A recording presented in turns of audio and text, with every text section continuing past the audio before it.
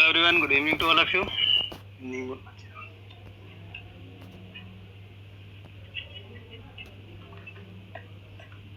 Welcome to DMS Academy. काफ़ी time हो गया, हम लोग काफ़ी बड़ा गैप हो गया. कुछ पिछले के थोड़ा से रिव्यू अपन क्वेश्चंस देख लेते हैं, जिससे थोड़ा अपना फ्लो बन जाएगा वापस. कहाँ हम पढ़ रहे थे? हम लोगों ने इंट्रोडक्शन पढ़ा, प्रिवेंशन पढ़ा, कंट्रोल पढ़ा. Question number first. चलो आज का हम स्टार्ट करते हैं लेक्चर हमारे इस क्वेश्चन से. थोड़ा सा हम ओरिएंटेड हो जाते हैं पिछले कुछ सेशंस को लेके. जो भी हमने पढ़ा है हल्का सा जितना याद आता है अच्छी बात है, याद नहीं आता है थोड़ा कोशिश करना. 3-4-5 क्वेश्चन अपन डिस्कस करते हैं, फिर अपन आगे वाले टॉपिक पे अपन मूव करेंगे. क्वेश्चन नंबर फर्स्ट आपसे बोल रहा है एक वर्ड है राइमी. अभी वैसे क्वेश्चन है कि आते हैं तो ठीक है, पूरे नंबर नहीं आते तो rhymy belongs to which indicator. एक वर्ड आपके सामने, किसी ने कहीं भी सुना है, इतने सब्जेक्ट आप पढ़ चुके हो तो थोड़ा कोशिश करें. एक वर्ड आएगा राइमी. लास्ट सेशंस में हमने हेल्थ इंडिकेटर्स पढ़े थे. हेल्थ इंडिकेटर्स उसमें से कुछ नाम आए थे: infant mortality rate, neonatal mortality rate, maternal mortality rate, under 5 mortality rate.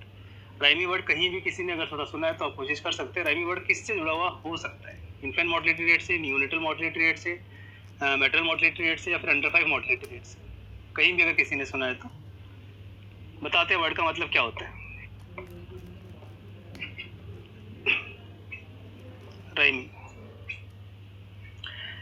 तो थोड़ा सा जो, हाँ आप नोटबुक और पेन लेके बैठे, ठीक है. जो भी नए शब्द आपने अभी नहीं सुने आज तक, थोड़ा नोट करते जाइए. पिछले 2-4 टॉपिक है हम कवर अप करते हुए फिर हम आगे मूव करेंगे. जैसे एक वर्ड आया राइमी. राइमी का अपन मतलब निकालते हैं. राइमी होता है साहब representative. Representative, resampled, routine. R का मतलब होता है रिप्रेजेंटेटिव, रीसैंपल्ड, रूटीन. एच और आई का मतलब है household interview. Household interview. R का मतलब है रिप्रेजेंटेटिव, रीसैंपल्ड, रूटीन. एक तरह का इंटरव्यू हुआ करता है हाउस होल्ड इंटरव्यू. किस चीज का इंटरव्यू? तो इंटरव्यू मोर्टेलिटी का. House hold interview of mortality. ME. ME का मतलब है with. Medical evaluation. With medical evaluation. With medical evaluation. दिए गए चारों ऑप्शन हम समझ चुके हैं. दिए गए जो चारों ऑप्शन है हम पढ़ चुके हैं पहले भी. पहला ऑप्शन अपने को दिया गया है इन्फेंट मोर्टेलिटी रेट. दूसरा अपने को ऑप्शन दिया गया है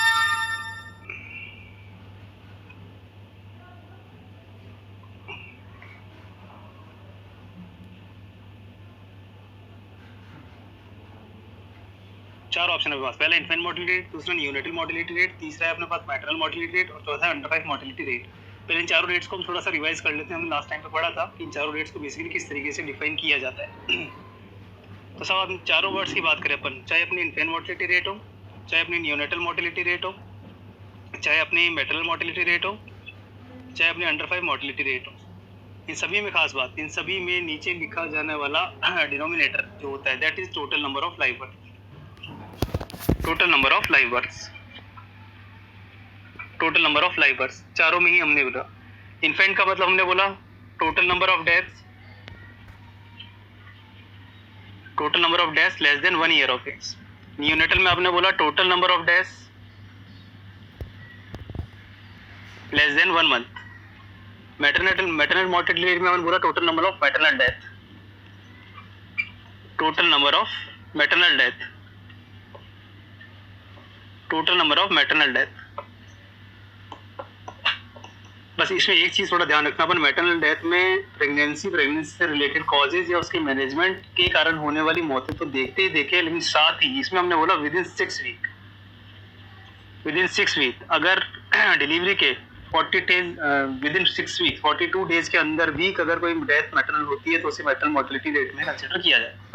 with in 6 week 42 days after delivery. After delivery. Under 5 MR total number of death of children less than 5 years. Total number of deaths of children less than 5 year. Less than 5 year. पहले तो आप थोड़ा अपना पीछे flashback में जाके इन सारे rates को एक बार रिकॉल कीजिए, इसका मतलब क्या रहा होगा. तो अपन ने बोला इन्फेंट मोर्टेलिटी रेट मतलब 1 साल से छोटे बच्चे 1 साल से छोटे बच्चों की जो भी मौतें हो रही हैं उनको अपन कंसिडर करते हैं infant mortality rate. Neonatal mortality rate में आपने बोला कि साहब 1 महीने से छोटे जो बच्चे हैं उनकी जो डेथ हो रही है that is neonatal mortality rate. Maternal mortality rate में अपन प्रेगनेंसी, उसका मैनेजमेंट और उस डिलीवरी प्रोसेस के दौरान जो मौत हो रही है वो तो है ही है, प्लस ठीक है विद इन 6 वीक्स 42 डेज में भी अगर प्रेगनेंसी रिलेटेड कॉज से अगर मृत्यु होती है तो that is consider into maternal mortality rate. Last होती है अंडर 5 मोर्टेलिटी रेट। अंडर 5 मतलब 5 साल से छोटे बच्चों की जो मौत हो रही है, ठीक है, उसको अगर total number of life birth से कंपेयर कर रहे हो that is under 5 mortality rate. अपना क्वेश्चन एक वर्ड आजकल बहुत फेमस हो रहा है, राइमी। राइमी, ठीक है, राइमी इसलिए इंपॉर्टेंट माना जाता है, राइमी में आर का अपन ने 3 मतलब लिखा। राइमी में आर के 3 मतलब होंगे। पहला, ठीक है, रिप्रेजेंटेटिव। रिप्रेजेंटेटिव वर्ड इंपॉर्टेंट है, वर्ड पूछा जा रहा है आजकल, बहुत फेमस हो रहा है वर्ड, थोड़ा दिमाग में रखना। Raimi is a common term. Representative, दूसरा रीसैंपल्ड, तीसरा रूटीन। आर का मतलब, ठीक है, रिप्रेजेंटेटिव, रीसैंपल्ड, रूटीन मतलब कुछ भी नहीं है, एक टेक्निकल प्रोसेस है, इंटरव्यू प्रोसेस है बेसिकली। इंटरव्यू कहाँ लिया जाता है? घर पे लिया जाता है, household interview. Household interview, ठीक है, किससे रिलेटेड है? मोर्टेलिटी। किससे रिलेटेड है? मोर्टेलिटी। मोर्टेलिटी कौन सी मोर्टेलिटी, ये हमें पता होना चाहिए, ठीक है। तो नाउ राइमी वर्ड जो जुड़ा हुआ है that is associated with maternal mortality. Maternal mortality question अच्छा माना जाता है। राइमी वर्ड किस इंडिकेटर से जुड़ा हुआ है? That is maternal mortality. Maternal mortality से वर्ड जुड़ा हुआ है, कुछ नहीं किया जाता है, घर में जो सदस्य हैं जहां मृत्यु हुई है घर में सदस्यों का इंटरव्यू लिया जाता है बेसिकली मेडिकल ग्राउंड पे। तो with medical evaluation, with medical evaluation, with medical evaluation, with medical evaluation. तो राइमी वर्ड कहीं से भी अगर आपको सुनाई देता है, दिखाई देता है, तो आपको सीधा अटैक करना है मैटरनल मोर्टेलिटी पे कि अगर किसी भी फैमिली में किसी भी फीमेल की, अगर मैटरनल फीमेल की अगर मदर की डेथ हो रही है तो उस जो फीमेल के जो मेंबर्स होते हैं, परिवार में सदस्य होते हैं, उनका 1 to 1 by 1 इंटरव्यू लिया जाता है, कॉजेज को आइडेंटिफाई करने का ट्राई किया जाता है। बाकी एसोसिएटेड क्वेश्चन जो हमसे पूछते हैं, मैटरनल मोर्टेलिटी, मैटरनल मोर्टेलिटी, तो एक और पुराना वर्ड हुआ करता है, ठीक है, that is verbal autopsy. Verbal autopsy, verbal autopsy, ये भी इंपॉर्टेंट है, पूछा जाता है वर्बल ऑटोप्सी क्या चीज है। एक और वर्ड आता है वर्बल ऑटोप्सी। वर्बल ऑटोप्सी का एनहेंस फॉर्म ही राइमी माना जाता है। वर्बल ऑटोप्सी का मतलब क्या होता है? शब्द खुद बयान करेगा। वर्बल कह रहा है साहब, वर्बल कह रहा है शब्दों से, शब्दों से, स्टेटमेंट से, स्टेटमेंट से। किसका स्टेटमेंट लिया जाता है? परिवार के सदस्यों का, परिवार के सदस्यों का, ठीक है। ऑटोप्सी का मतलब, ऑटोप्सी का मतलब फुल एक्सप्लेनेशन के साथ, फुल एक्सप्लेनेशन के साथ।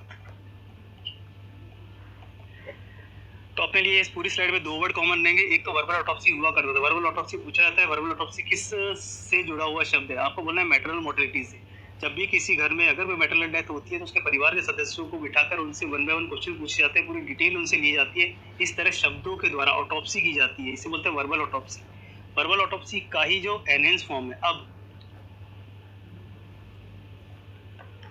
वर्बल ऑटोप्सी तो कह रहे साहब कभी किसी जमाने में क्वेश्चन पूछा करते थे वर्बल ऑटोप्सी, वर्बल ऑटोप्सी पे, ठीक है। आज SRS 2003, ये आपको याद चाहो तो रख लेना, SRS 2003, ऐसा होता है sample registration system.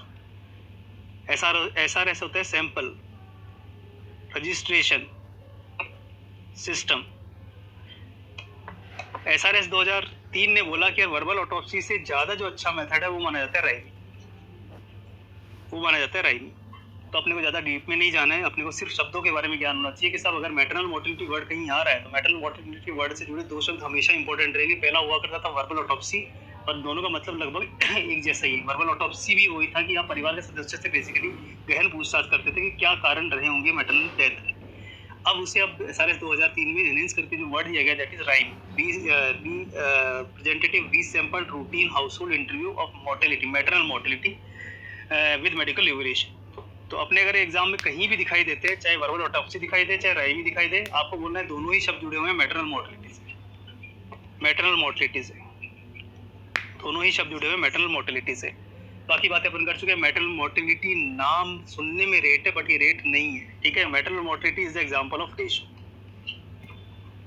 Maternal mortality example of ratio. एक क्वेश्चन अपने ने ये तैयार किया था लास्ट टाइम, ठीक है। पहला क्वेश्चन वर्बल ऑटोप्सी, दूसरा राइमिंग, तीसरा मैटरनल मोर्टेलिटी। रेट कोई रेट नहीं होती है, क्योंकि ऊपर आप लिख रहे हो मैटरनल डेथ, नीचे आप लिख रहे हो टोटल नंबर ऑफ लाइफ बार, मतलब आपका डिनोमिनेटर, आपका न्यूमरेटर जो है डिनोमिनेटर का हिस्सा नहीं है, तो इसे आप रेट नहीं कह सकते, रेशो बोलते हैं, ठीक। नेक्स्ट अपने इंपॉर्टेंट क्वेश्चन कंसिडर किया था, मैटरनल मोर्टेलिटी रेट हमेशा शो की जाती है पर लैख में, पर लैख। तो 3-4 शब्द हम पढ़ चुके हैं, थोड़ा सा हमने रिवाइज किया है, राइमिंग वर्ड को आपने थोड़ा साथ रखें। अगर आपसे कुछ पूछे इंपॉर्टेंट क्वेश्चन तो पूछते what are the main causes of maternal mortality in India, what are the main causes. तो आप ही बताइए which is the most common cause of maternal mortality in India. India में मैटरनल मोर्टेलिटी का सबसे important cause किसको माना जाता है, जल्दी बताइए फटाफट। मैटरनल मोर्टेलिटी रेट इंडिया में सबसे जो मोस्ट कॉमन कॉज है वो किसे माना जाता है,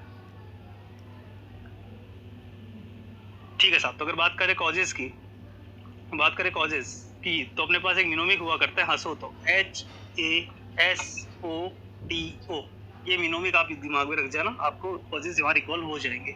अगर आपसे कोई पूछते what are the causes of maternal mortality in India, important causes, what are the important causes of maternal mortality in India, तो एक मिनोमिक याद रखना हसोतो।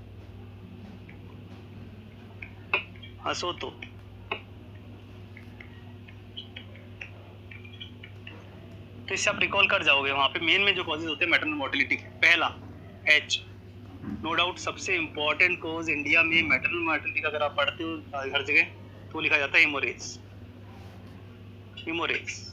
मोस्ट कॉमन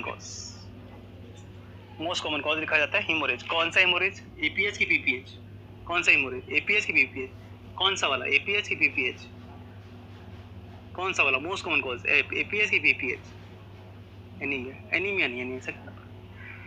तो अगर आप मोस्ट कॉमन कॉज की बात करें तो most common cause of maternal mortality जो इंडिया में कंसीडर किया जाता है दैट इज हेमोरेज, ठीक है। अब कौन सा वाला हेमोरेज, ये इंपॉर्टेंट है। तो आप बोलते हो साहब दो क्लासिफाई करते हैं अपन हेमोरेजेस को, एक आप बोलते हो पोस्टमार्टम हेमोरेज, एक आप बोलते हो एंटीपार्टम हेमोरेज, एक आप बोलते हो पोस्टमार्टम हेमोरेज, एक आप बोलते हो एंटीपार्टम हेमोरेज। कौन सा सबसे ज्यादा इंपॉर्टेंट कॉज माना जाए मैटरनल मोर्टेलिटी का इंडिया में, तो आप काफी जगह पढ़ चुके हैं, अच्छी बात है। PPH is the most common cause,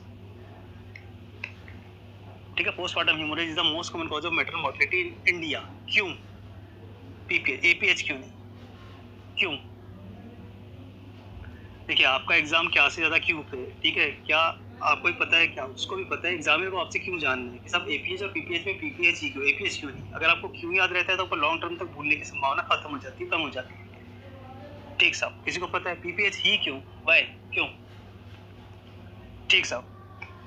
तो हम पढ़ चुके हैं कहीं ना कहीं, because problem is that PPH के मैनेजमेंट के लिए आपको हार्डली केवल 2 आवर्स ज़्यादा नहीं मिलते, ओनली 2 आवर्स, 1 या 2 घंटे में अगर आप मैनेज कर गए तो ठीक, नहीं करें तो ठीक। जबकि अगर आप APH की बात करो, APH में आपको फिर भी 10 से 12 घंटे मिल जाते हैं, ठीक है। तो गेम सारा टाइम का है, ठीक है। तो किसी भी सब्जेक्ट को आप जब भी पढ़ रहे हैं थोड़ा सा उसको डीपली पढ़ते जाइए, क्वेश्चन सारे क्रैक होते रहेंगे। वो कैसा हेमोरेज में PPH भी होता है, APH भी होता है, PPH को ही most common cause of maternal mortality क्यों कंसीडर करके चल रहे हो, बिकॉज PPH में जो मैनेजमेंट टाइम होता है आपके पास वो सिर्फ 1 या 2 घंटे का टाइम होता है। 1 या 2 घंटे में अगर आप मैनेज कर पाते हैं तो सर्वाइव कर जाता है पेशेंट, नहीं तो दिक्कत रहती है। APH में फिर भी आपको 10 से 12 घंटे मिल जाते हैं, इसलिए हम बोलते हैं PPH overall is the most common cause of maternal mortality in India. Next second number पे कॉज आता है that is anaemia, third number पे आता है सेप्सिस, फोर्थ नंबर पे आता है ऑब्स्ट्रक्टेड लेबर, नेक्स्ट नंबर पे आता है टॉक्सीमिया, और बाकी अदर कॉजेज है, तो नो डाउट जो हमारे इंपॉर्टेंट एस्पेक्ट रहेगा वो जनरली हेमोरेज पे ही ज़्यादा क्रैक करता है एग्जामिनर, क्योंकि उसे हेमोरेज का टाइप पूछना होता है, हेमोरेज का कॉज पूछना होता है, उसके पीछे वजह पूछनी होती है। तो इस तरीके से पहले क्वेश्चन से जो हम सीख सकते हैं,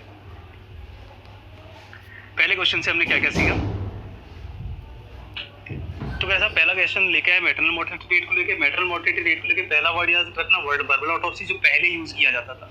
उसके बाद SRS सैंपल रजिस्ट्रेशन सिस्टम 2013 ने बोला कि वर्बल ऑटोप्सी से अच्छा जो मेथड होगा राइमिंग, ठीक है, sample routine representative household interview of mortality with medical evaluation. तीसरा आपने बोला कि साहब मेटल मोर्टेलिटी नाम का ही रेट है, बेसिकली रेशो हुआ करता है। नेक्स्ट आपने पॉइंट जो नोट किया दैट इज पर लाख में बात की जाती है मेटल मोर्टेलिटी रेट। कॉजेज की आपने बात की तो सबसे इंपॉर्टेंट कॉज रहेगा पोस्टमार्टम हेमोरेज, उसके बाद एंटीपार्टम हेमोरेज, उसके बाद बाकी कॉजेज में anaemia, sepsis, obstructed labour, toxaemia और अदर्स। ये सारी चीज़ें आप कहीं ना कहीं पढ़ चुकी हैं बेसिकली। तो इस तरीके से जो अपना पहला क्वेश्चन था, पहला क्वेश्चन बेसिकली अपना जो रिलेटेड था वो था मेटल मोर्टेलिटी रेट्स, मतलब इनडायरेक्टली मेटल मोर्टेलिटी से। तो ये थोड़ा आप ध्यान रखिए, ठीक है। बाकी अपन ने बात करी थी IMR। आज की बात करोगे तो आप बोलोगे IMR है 24। न्यूनेटल मोर्टेलिटी की बात करोगे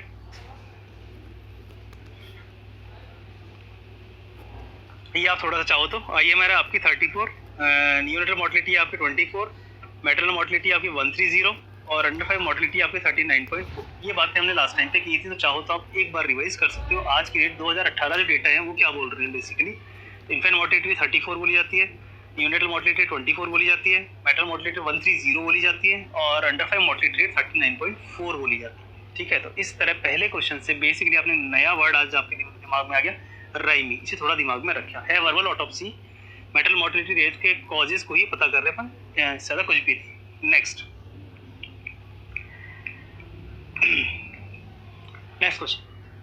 क्वेश्चन बोला यार, एक और वर्ड अपन से रह गया था, सर्वाइवल रेट। ये भी काफ़ी पूछा था एग्जाम में, सर्वाइवल रेट क्या चीज़ है, ठीक है। किसी ने सुनी है तो अच्छी बात है। सर्वाइवल रेट का फॉर्मूला लिख लीजिए। सर्वाइवल रेट होता है बेसिकली जो आपने लास्ट टर्म पे पढ़ा था, केस फर्टिलिटी रेट। अगर आप केस फर्टिलिटी रेट और सर्वाइवल रेट को कोरिलेट करेंगे तो कुछ इस तरह का फॉर्मूला जनरेट। सिंपल सी बात है। वो कह रहा है साहब 100 केसेस थे टीबी के, इसमें से 20 लोग मर गए टीबी से, ड्यू टू टीबी, ठीक है। तो बोला सर्वाइवल रेट क्या रहेगी। तो जायज़ सी बात है, 100 में से 20 तो मर गए, फेटल हो गए, केस फेटल हो गए। बच्चे कितने 80 क्या कर गए, सर्वाइव कर गए। तो उस रेट को अपन एक तरह से क्या नाम दे सकते, सर्वाइवल रेट दे सकते हैं। तो ऐसा कोई बहुत बड़ी गणित नहीं है इसमें। सर्वाइवल रेट नॉर्मली क्वेश्चन पूछा जाता है, आपको सिर्फ इतना पता होना चाहिए सर्वाइवल रेट जुड़ा किससे। तो आपने केस फर्टिलिटी रेट तो पढ़ा ही था।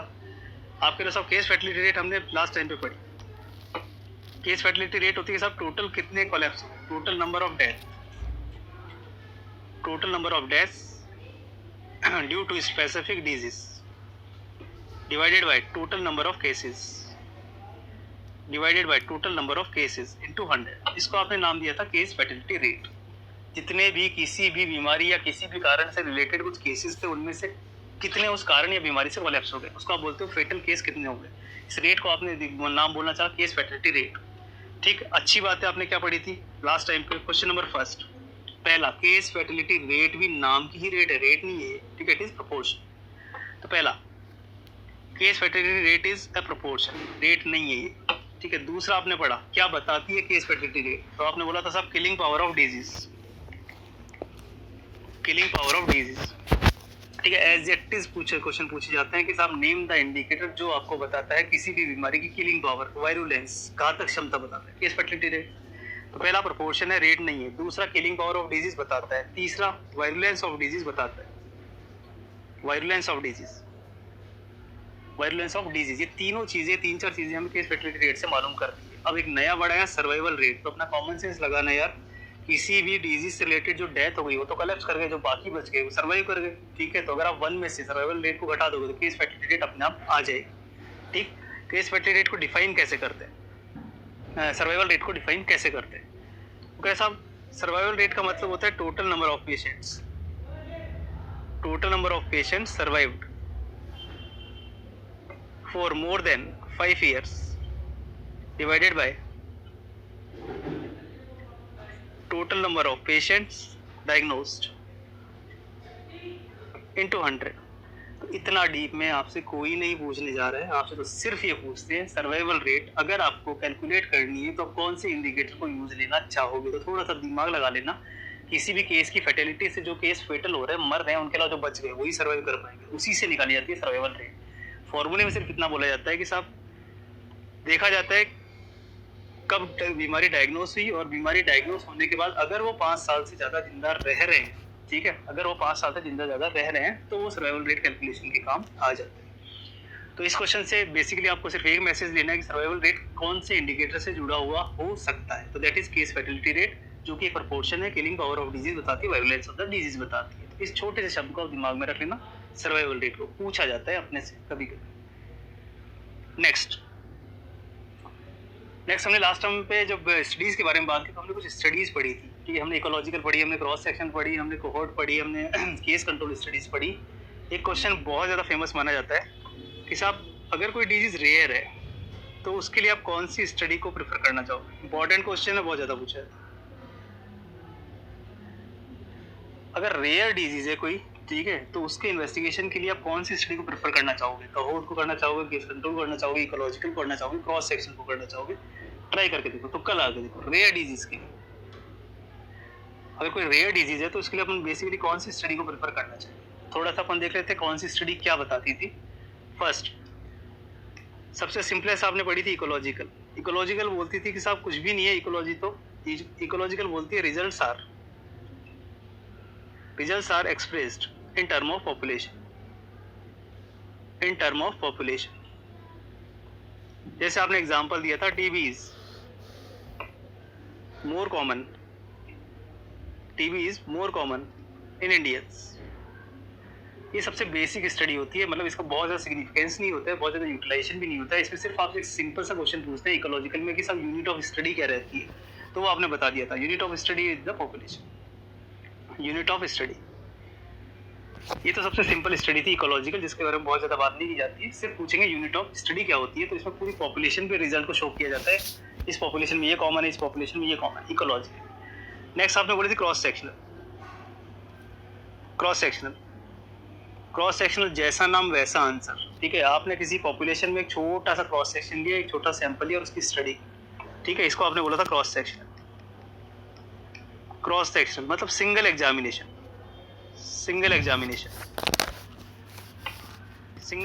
At a time.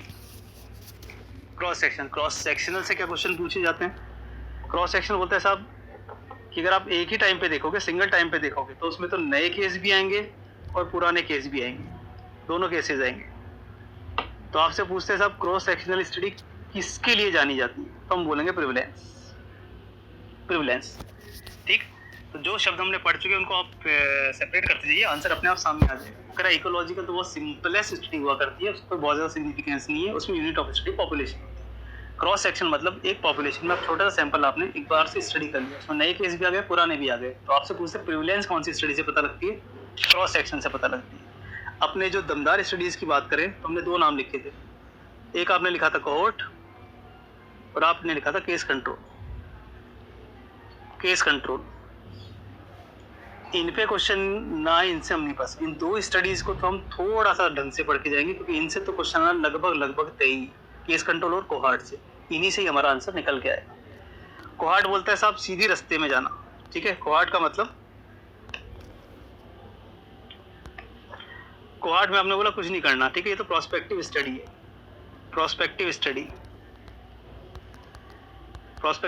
है। मतलब आज 2020 में आपने कोई रिस्क फैक्टर की स्टडी स्टार्ट की, ठीक है, और आपने लॉन्ग टर्म 2025-30 तक उसको स्टडी, ये तो सिंपल सी कोहार्ट स्टडी हुआ करती थी कि साहब कुछ नहीं करना, आपने आज से स्टडी शुरू की है और अब आप आगे जाओगे, फॉलो अप करो, इसको तो बोलते हैं अपन कोहार्ट। केस कंट्रोल उल्टी दिशा में जाती है। केस कंट्रोल बोल रहा है कि साहब आज 2020 में बीमारी आपके पास है, ठीक है, आप उल्टा जाओगे, पीछे जाओगे आप, ठीक है, बैकवर्ड जाओगे आप पीछे जाओगे आप, पिछले 10-5 सालों में आप स्टडी करोगे कि आज इस बीमारी के पिछले क्या कारण रहे होंगे किसी टाइम में, ठीक है। तो पीछे जाने वाली जो स्टडी होती है, जो आप वापस आपने मूव किया पीछे की ओर, ठीक है, इस तरह की अपनी स्टडी को बोलते हैं केस कंट्रोल। तो बहुत ज़्यादा डीपली जाने की जरूरत है, सिर्फ मतलब समझ में आने चाहिए।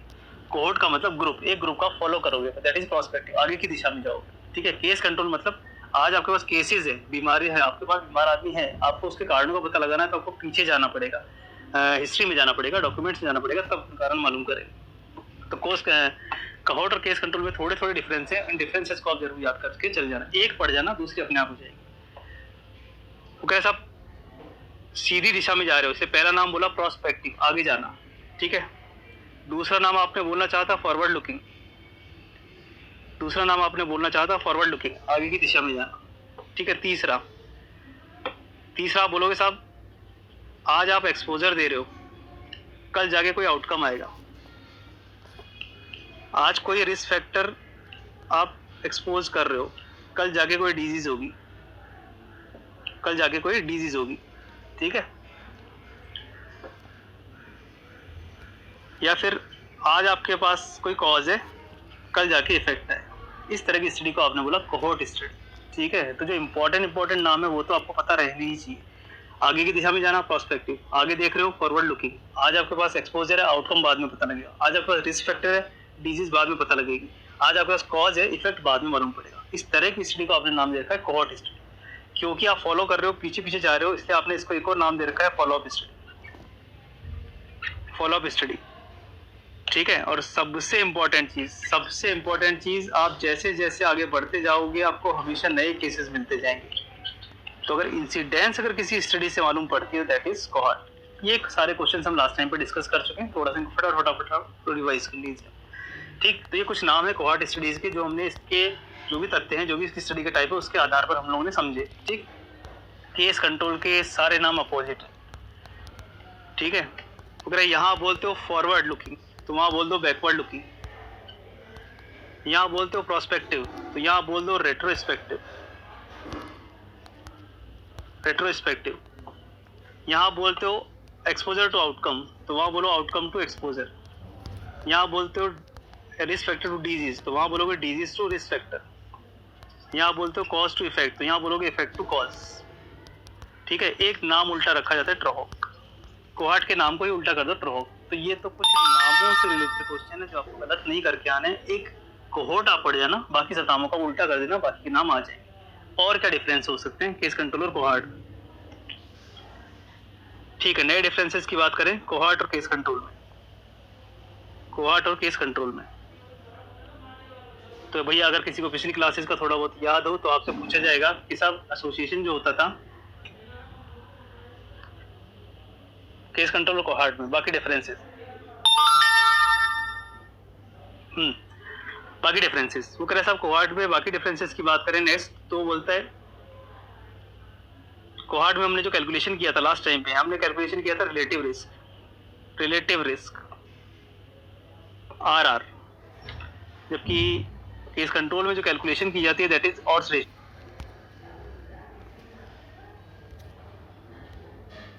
आना ही है बेसिकली।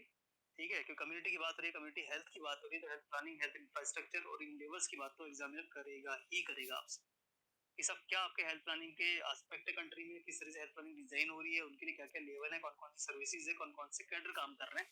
इंपॉर्टेंट क्वेश्चन हम थोड़े से डिस्कस कर लेते हैं हेल्थ प्लानिंग और केयर लेवल्स को लेके। स्टार्ट करते हैं। हेल्थ प्लानिंग भला क्या है basically, what is health planning? Health planning भला क्या है, किस फॉर्म में जाना जाए हेल्थ प्लानिंग को? सब दो शब्दों से पाला पड़ेगा अपना। पहला फर्स्ट, एक तो होगा हेल्थ नीड्स, दूसरा होगा हेल्थ डिमांड्स। हेल्थ डिमांड्स तो अगर आप हेल्थ प्लानिंग और केयर लेवल्स की तरफ बात करनी है तो एटलीस्ट हेल्थ प्लानिंग करने की जरूरत क्यों पड़ रही है ये पता होना चाहिए पहले। तो अगर दो वर्ड्स को थोड़ा सा वैसे ही समझ लीजिए, क्वेश्चन तो शायद ना बने बट मतलब इनको बेस बनाते हुए ऑब्जेक्टिव रचे जा सकते हैं। तो एक तो हेल्थ नीड्स होती है, एक हेल्थ डिमांड्स होती है। बेसिकली क्या फर्क होता है इन दोनों में, हेल्थ नीड्स और हेल्थ डिमांड्स में? बेसिकली वो कह रहे सब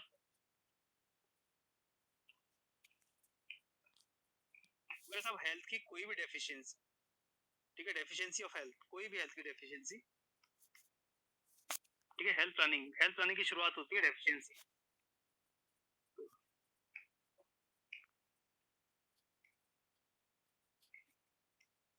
हेल्थ प्लानिंग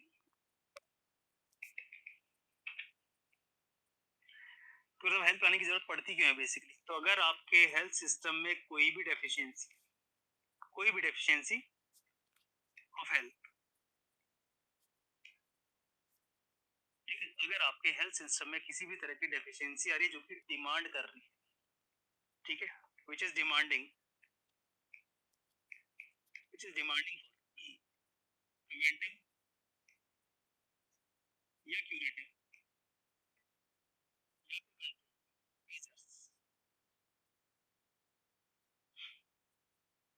ठीक है, तो हेल्थ प्लानिंग की जरूरत तब पड़ती है जब हमारी कंट्री का हेल्थ सिस्टम या हमारी कम्युनिटी का हेल्थ सिस्टम डिमांड कर रहा है बेसिकली आपकी हेल्थ सिस्टम में कोई ना कोई डेफिशिएंसी आ रही है, और वो डेफिशिएंसी चाह रही है किसी प्रिवेंटिव, क्यूरेटिव या कंट्रोल मेजर की सहायता लेना ताकि वो डेफिशिएंसी फुलफिल हो सके। इस नीड को बेस बनाते हुए हेल्थ प्लानिंग को हमें बेसिकली समझना पड़ता है। दो वर्ड हमसे किए जाएंगे, एक वर्ड होगा हेल्थ नीड, एक वर्ड होगा हेल्थ नीड, और एक वर्ड होगा हेल्थ डिमांड। एक वर्ड होगा हेल्थ नीड और एक वर्ड होगा हेल्थ डिमांड, हल्का सा फर्क है दोनों में। ठीक है, इसके आधार पे हम प्लानिंग उनकी तरफ चल पाएंगे। तो हेल्थ नीड क्या बोला है,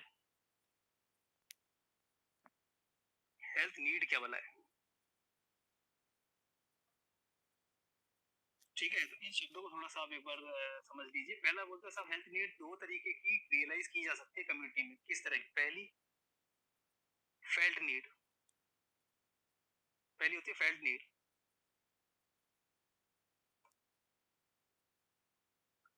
पहली होगी फेल्ट नीड और दूसरी होगी रियल नीड, दूसरी होगी रियल नीड।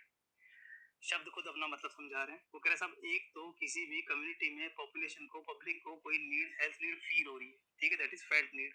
ठीक, ठीक है साहब, फेल्ट नीड जो होगी आपकी, फेल्ट नीड का तो मतलब पॉपुलेशन परसीव करेगी, परसीव्ड बाय पॉपुलेशन। ठीक है, पॉपुलेशन खुद महसूस करे, उसको बोलते हैं फेल्ट नीड, कम्युनिटी की तरफ से डिमांड आई। ठीक, ये होती है रियल नीड। ठीक है, रियल मतलब हेल्थ सिस्टम समझेगा, रियल का मतलब होता है कि सब perceived bye, perceived by health experts, perceived by health experts. ठीक है, तो हेल्थ प्लानिंग और केयर लेवल्स का टॉपिक इंपॉर्टेंट माना जाता है, लेकिन इससे पहले समझ लीजिए कि सब डिमांड कहाँ से जनरेट, कहाँ से, मतलब क्या है बेसिकली। तो सब किसी भी कम्युनिटी में अगर पॉपुलेशन को कोई हेल्थ नीड फील हो रही है, दैट इज फेल्ट नीड, महसूस होना। ठीक है, दूसरा होता है रियल नीड। रियल नीड मतलब पॉपुलेशन को तो समझ में नहीं आ रहा, लेकिन हेल्थ सिस्टम समझ रहा है कि इनको पहले जरूरत इसकी है, तो उसको बोलते हैं रियल नीड। हमारे काम के क्वेश्चन क्या है वो नोट कर लीजिए। आपसे पूछा जाएगा साहब हेल्थ डिमांड क्या हुआ करती है, आपसे पूछा जाएगा हेल्थ डिमांड क्या हुआ करती है। तो जो भी रियल नीड्स होती है जो कि हेल्थ सिस्टम समझते हैं, उससे ही अपन बोलते हैं हेल्थ डिमांड, हेल्थ डिमांड। ठीक, तो एक फेल्ट नीड, एक रियल। एग्जांपल ले लो टाइफाइड का, जैसे से फॉर एग्जांपल आपने लिया टाइफाइड का। टाइफाइड में जनता को तो क्या लगता है, दवाइयां मिल जाए, हेल्थ फैसिलिटी मिल जाए, ये फेल्ट नीड है ना जनता की तरफ। टाइफाइड के केस में अपन बोले कि सब जो भी एसेंशियल ड्रग्स हैं, जो भी एसेंशियल ड्रग्स हैं, ठीक है, या फिर हेल्थ सर्विसेज हैं, वो तो हुई फेल्ट नीड, मतलब जनता की तरफ से। ठीक है, ये होता है रियल नीड। रियल नीड बोलता है कि साहब हेल्थ सिस्टम क्या बोल रहा है, हेल्थ सिस्टम बोलता है साहब सबसे ज्यादा जरूरी है उस एरिया में सेफ वाटर एंड सैनिटेशन, ताकि डिजीज स्प्रेड ना हो,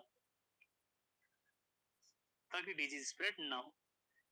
तो हेल्थ जो प्लानिंग का टॉपिक हुआ करता है वो बेसिकली हेल्थ डिमांड से शुरू हुआ करता है, हेल्थ नीड से शुरू हुआ करता है। तो इसमें बहुत ज्यादा क्वेश्चन तो नहीं देखे गए, बट मतलब पता होना चाहिए फेल्ट नीड क्या होती है, रियल नीड क्या होती है। फेल्ट जो पॉपुलेशन परसीव करती है, उससे लगता है कि दवाएं जरूरी, हेल्थ सर्विसेज ज्यादा जरूरी है, that is health felt need. Real need होती है कि सब जो हेल्थ सिस्टम समझ रहा है कि सब टाइफाइड को रोकने के लिए दवाइयों और सर्विसेज से ही कहीं ज्यादा गुना जरूरी है सेफ वाटर एंड सैनिटेशन, तो दैट इज रियल नीड। अपना टॉपिक जो काम किया वहां से शुरू होते। ठीक सर, सब अपने जो क्वेश्चन पूछे जाते हैं, जहां से अपने क्वेश्चन शुरू होंगे, ठीक है, वो है health planning committees. Health planning committees, इस पे क्वेश्चन हमेशा आते रहे। शुरुआत कहां से हुई basically, health planning committees.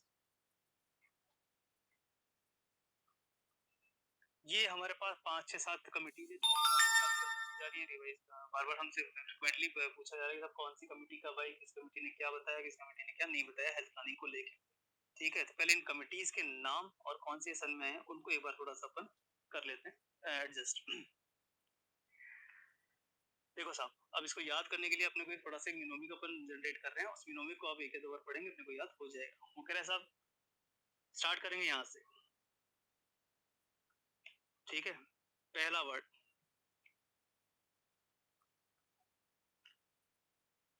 Break ले लेंगे, ये इम्पोर्टेंट है। ब्रेक के बाद मिलते हैं, इसको नए टॉपिक को लेकर 5 मिनट्स के ब्रेक के बाद।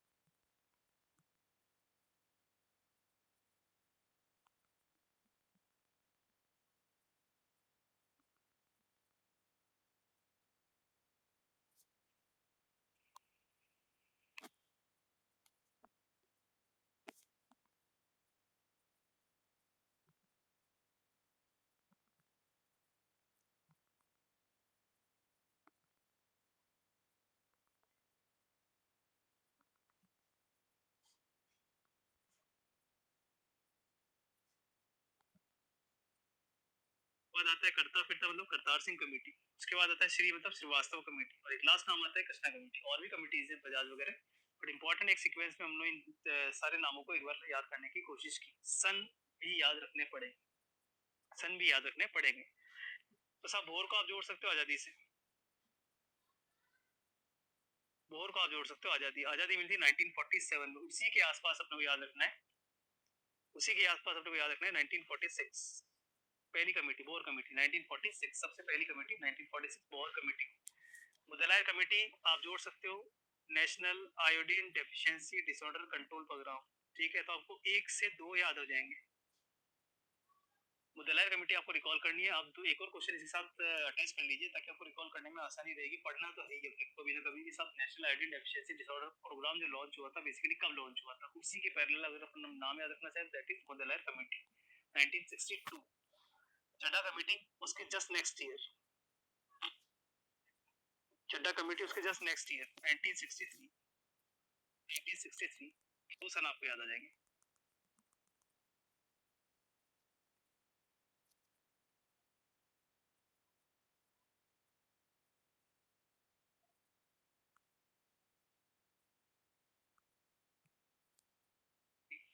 उसके बाद चढ़ा और बुखार एक साथ याद रखेंगे ताकि आगे क्वेश्चन करेक्ट करने में थोड़ा इजी रहेगा। 1963 चड्डा, 1965 और 1966 दो नाम लिए जाते हैं मुखर्जी कमेटी। 1967 नेक्स्ट ईयर लिया जाता है Jungalwalla committee. 1973 Kartar Singh committee famous मानी जाती है। 19 डिफरेंस होता है साहब, इससे बोलते हैं health survey development committee, health survey and development committee. इसको बोलते हैं health survey and planning committee, health survey and planning committee. यहाँ से थोड़ा सा क्वेश्चन गलत होने की संभावना बढ़ जाती है, क्योंकि मिलते जुलते से नाम है तो गलत होने की संभावना बढ़ जाती है। आप कैसे कॉमन चीजें सर्वे की बात करते हैं, डिफरेंट की बात करते हैं, डेवलपमेंट कमेटी है, प्लानिंग कोर कमेटी बोलती है सब 30 बेडेड पीएससी, ठीक है। 2 होने चाहिए सब सेंटर, और 3 होने चाहिए सब सेंटर, और 2 होने चाहिए मेडिकल ऑफिस। ये एक अलग सी बात करता है बोर कमेटी। उधर मुदलायर बोलता है कि साहब constitution of all India health services, constitution of all India health services, ये दो डिफरेंट एस्पेक्ट हैं थोड़े से। 30 बेडेड पीएससी, दो सब सेंटर, 30 बेडेड फैसिलिटीज, और 2 मेडिकल ऑफिसर, ये बातें भी किया करता है बोर्ड कमेटी। इसका कोई सिग्निफिकेंस नहीं है। हमसे जो क्वेश्चन पूछे जाते हैं उसमें इंपॉर्टेंट ये माना जाएगा कि सब ऑल इंडिया हेल्थ सर्विस का कॉन्स्टिट्यूशन कौन सी कमेटी को क्रेडिट जाता है, that is Mudaliar committee. Basically PSC की बात करें, दोनों ही 40,000 पे पीएससी की बात करते हैं। और क्या इंपॉर्टेंट क्वेश्चन हो सकते हैं बोर कमेटी से रिलेटेड? तो सब एक क्वेश्चन बोर कमेटी से रिलेटेड जो फेमस पूछा जाता है, that is social physician. Social physician, social physician word किसने दिया? Social physician. तो health survey and development committee है पीएससी, 40,000 पे पीएससी की बात करती है। एक और वर्ड की बात करती है सोशल फिजिशियन, बोर कमेटी करती है सोशल फिजिशियन की बात। सोशल फिजिशियन का मतलब क्या होता होगा? Community health experts, community public health experts की बात हो रही है। करे साहब, ठीक है, कम से कम 3 महीने की training, 3 months training, preventive and social medicine, preventive and social medicine में, तो मेरा सब कम से कम 3 महीने की training preventive and social medicine के बाद जो फिजिशियंस तैयार हुए उन्हें बेसिकली जो नाम दिया जाना चाहिए that is social physician. Social physician का कंसेप्ट कोर कमेटी ही लेके आया था हमारे सामने।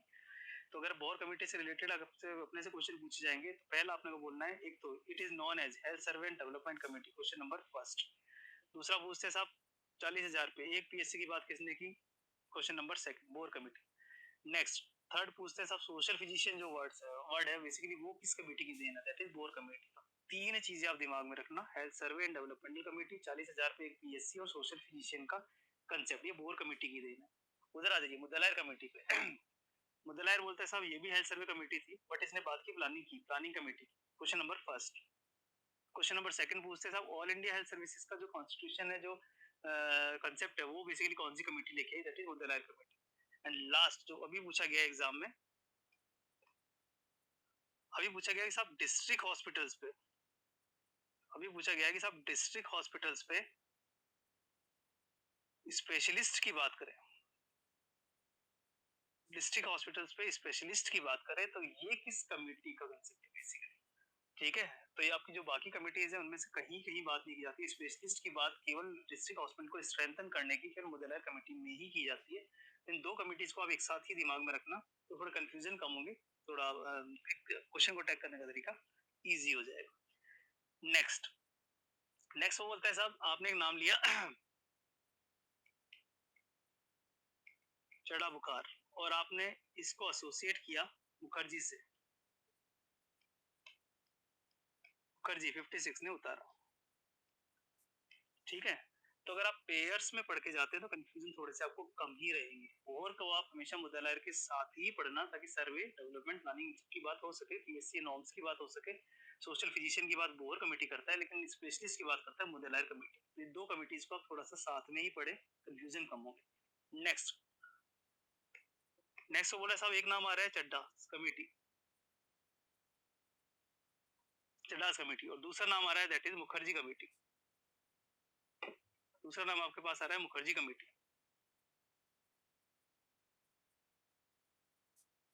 मुखर्जी कमेटी, ठीक। सन याद रह जाएंगे। वो कह रहे साहब चड्डा को आपने जोड़ लिया national identity deficiency disorder control programme 1962 से, 1962 से 1962 ऐसे अगर आपने बात मुखर्जी की, Mukherjee next year, just next year,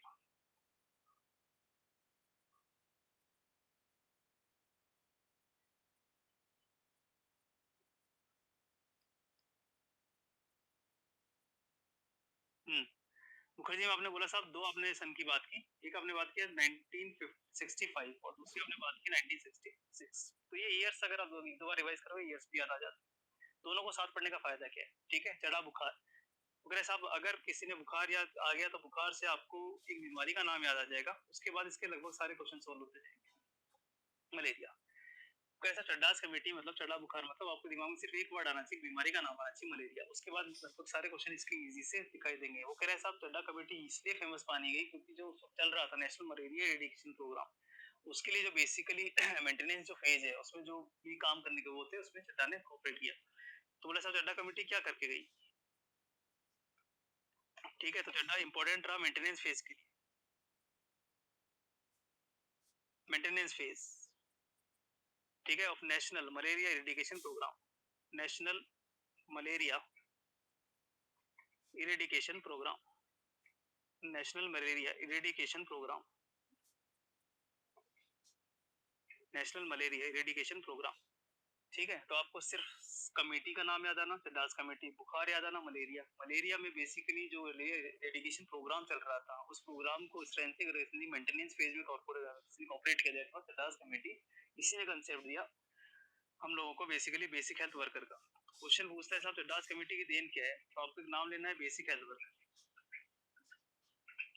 basic health worker. दूसरा नाम बेसिक हेल्थ वर्कर, क्या काम रहा होगा बेसिक हेल्थ वर्कर का, तो सब बेसिक हेल्थ वर्कर ही जाने गए मलेरिया विजिलेंस के लिए, मलेरिया विजिलेंस के लिए। और बेसिक हेल्थ वर्कर को ही एक और काम सौंपा गया, ठीक है, that is collection of that is collection of vitals and family planning and family planning and family planning। तो कुछ नहीं, ठीक है, चढ़ा बुखार, बुखार मलेरिया, मलेरिया एरेडिकेशन प्रोग्राम से रिलेटेड जो स्ट्रेंथनिंग प्रोग्राम को चढ़ा कमेटी की देती, इसने नया हेल्थ कैडर डिजाइन के, that is basic health worker. तो नाम पता होना चाहिए बेसिक हेल्थ वर्कर कौन सी कमेटी की देन है बेसिकली।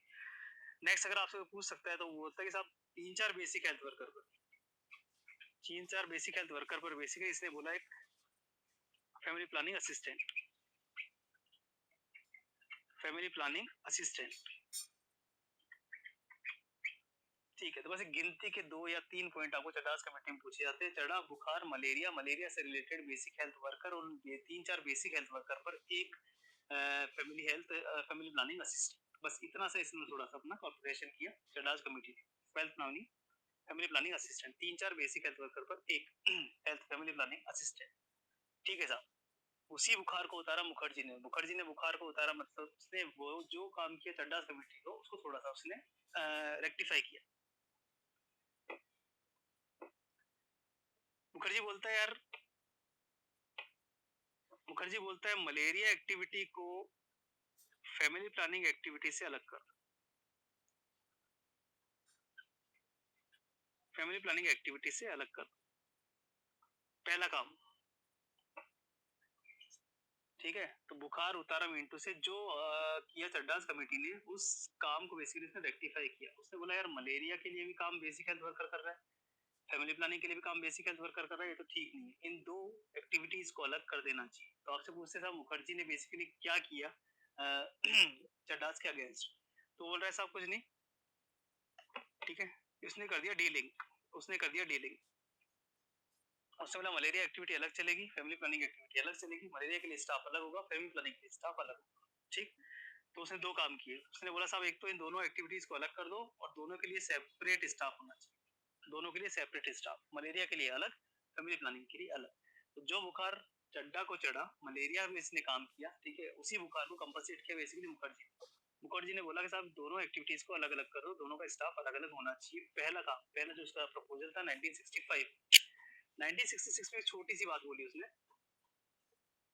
1966 में उसने बोला कि जो बेसिक हेल्थ सर्विसेज है, basic primary health services, basic health services है, इनकी जिम्मेदारी ब्लॉक लेवल पे होनी चाहिए, ये ऑपरेट होनी चाहिए ब्लॉक लेवल से, मतलब पीएससी लेवल, पीएससी लेवल, ठीक है। तो अपने से बहुत ज्यादा डिटेल नहीं पूछेंगे, अपने सिर्फ मोटे मोटे एस्पेक्ट पूछेंगे साहब इन्होंने जो मेन मॉडिफिकेशन की हेल्थ सिस्टम में वो क्या क्या थे। तो आप जैसे आपने बोर को जोड़ा मुद्दा लायर से, वैसे आप चड्डा को जोड़ देना मुखर्जी से। चढ़ा बुखार मतलब मलेरिया, मलेरिया मतलब मलेरिया का जो इरिगेशन प्रोग्राम था उसका मेंटेनेंस फेज, ठीक है, उसकी गाइडलाइंस बेसिकली जो कि रेक्टिफाई की वो चड्डा कमेटी ने की। दूसरा इसने एक नया हेल्थ कैडर दिया बेसिक हेल्थ वर्कर, ये जरूर अपने से पूछा जाता है कि बेसिक हेल्थ वर्कर, हाँ ये बात अलग है कि बेसिक हेल्थ वर्कर सारे काम करता था, मलेरिया का भी वही कर रहा है, वाइटल का भी वही कर रहा है, फैमिली प्लानिंग का भी वही कर रहा है। इसी काम को ही बेसिकली रेक्टिफाई किया मुखर्जी कमेटी ने 1965, 1965 और 1966 में। 65 से बोला मलेरिया को अलग कर दो, फैमिली प्लानिंग को अलग कर दो, दोनों का स्टाफ अलग कर दो। 66 में मुखर्जी का कंसेप्ट इतना था कि जो बेसिक हेल्थ सर्विसेज है, प्राइमरी हेल्थ सर्विसेज है, उसे ब्लॉक लेवल पे, पीएससी लेवल पे भी बेसिकली सुचारू रूप से चलने दिया जाना चाहिए। तो दो होगी बोर और मुदला, दो हो गई आपकी चढ़ा और मुखर्जी। नेक्स्ट नेक्स्ट अपन बोलते हैं साहब एक कमेटी आ रही है, तब निकला जंगल की ओर, तो दैट इज जंगलवालास कमेटी, जंगलवालास कमेटी, जैसा नाम वैसा आंसर, इसके नाम से ही आप करेक्ट करना, आंसर सारे आ जाएंगे। वो कह रहे साहब जंगल वाला कमेटी का मतलब जंगल राज खत्म कर, ठीक है, जंगल राज खत्म करो, इतना सा दिमाग में ले आना। उसके बाद चार ऑप्शन में से कोई ना कोई एक ऑप्शन आपको ठीक है तरीके से समझ में आ जाएगा कि हाँ ये इसका आंसर होना चाहिए। जंगल राज मतलब किस तरह का जंगल राज। तो बोला साहब ये पहली कमेटी थी जिसने बोला there should be no provision of private practice, there should be no provision of private practice, पहला। तो शब्दों को जोड़ लेना काम हो जाएगा, ठीक है। जंगल वाला, जंगल राज किस तरह का जंगल राज, जंगल राज मतलब हॉस्पिटल, गवर्नमेंट हॉस्पिटल सेटअप में भी कमा रहे हैं, प्राइवेट सेटअप में भी कमा रहे हैं, तो या तो हॉस्पिटल में ही कमा लो या घर पे ही कमा लो, ठीक है। तो पहला इसका जो पहली कमेटी जिसने प्रोविजन दिया कि there should be no private practice, पहला जंगल राज खत्म करो। कैसे कर सकते हैं कुकरे साहब, कैसे कर सकते हैं। पहली कमेटी थी जिसने बोला इंटीग्रेशन, पहली कमेटी थी जिसने बोला integration of health services, integration of health services, integration of health services. तो आपसे पूछा था कि साहब नेम द कमिटी, उस कमिटी का नाम बताइए जो प्राइवेट प्रैक्टिस को बैन करने की बात किया करती थी, जनरल वाला। नेक्स्ट आपसे पूछा था कि उस कमेटी का नाम सजेस्ट करो जो बेसिकली सारी जो हेल्थ सर्विसेज है उनको इंटीग्रेट बनने की बात काम करती है। वो बोला सब फैमिली प्लानिंग अलग चल रहा है, मलेरिया अलग चल रहा है, टीबी अलग चल रहा है, क्यों ना सबको इंटीग्रेट कर दिया जाए तो कम रिसोर्सेज से ज्यादा आउटपुट होने की संभावना है, इंटीग्रेट मैनर में काम किया जाए तो। ठीक, नेक्स्ट नेक्स्ट और क्या चीजें बोलता है जनरल वाला जो हमारे लिए इंपॉर्टेंट है बेसिकली, ठीक है, जो एग्जाम में पूछा आता है। तो पहला इंटीग्रेशन ऑफ हेल्थ सर्विसेज और दूसरा नो प्राइवेट प्रैक्टिस। नेक्स्ट ये बोलता है सब अगर काम एक जैसा है,